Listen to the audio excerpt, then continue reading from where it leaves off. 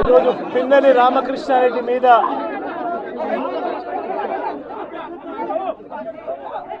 తన మీద ఏకంగా 307 అంటే అటెంప్ట్ టు మర్డర్ లాంటి కేసులు పెట్టి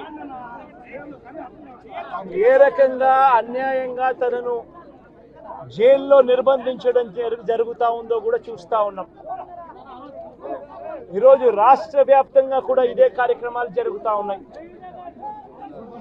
రాష్ట్ర వ్యాప్తంగా కూడా కేవలం తెలుగుదేశం పార్టీకి చంద్రబాబు నాయుడు గారికి ఓటు వేయలేదు అన్న ఒకే ఒక కారణంతో ఏకంగా ఆస్తులను ధ్వంసం చేస్తూ ఉన్నారు, దొంగ కేసులు పెడతా ఉన్నారు. వీళ్ళే కొడతారు, మళ్ళీ వీళ్ళే అటువైపున ఉన్న వారి మీద వాళ్ళు కొట్టారు అని చెప్పి కేసులు పెడతారు.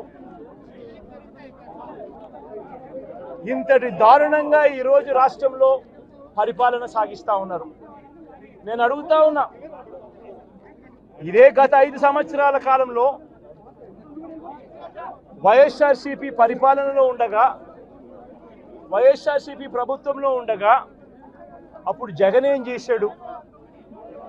కులం చూడలేదు, మతం చూడలేదు, ప్రాంతం చూడలేదు, చివరికి ఏ పార్టీకి ఓటు వేశారన్నది కూడా చూడకుండా ప్రతి పథకము ప్రతి మనిషి కూడా అర్హత అన్నది మాత్రమే ప్రామాణికంగా తీసుకుని ప్రతి ఇంటికి డోర్ డెలివరీ చేసిన ప్రభుత్వం వైఎస్ఆర్సీపీ ప్రభుత్వందైతే, జగన్మోహన్ రెడ్డి ప్రభుత్వందైతే ఈరోజు కేవలం తెలుగుదేశం పార్టీకి ఓటు వేయలేదని, కేవలం చంద్రబాబు నాయుడు గారికి ఓటు వేయలేదని, కేవలం ఓటు వేయలేదన్న ఒక్క కారణంతో ఆస్తులు ధ్వంసం చేస్తూ ఉన్నారు, మనుషులను కొడతా ఉన్నారు, కొట్టి మరి కేసులు పెడతా ఉన్నారు.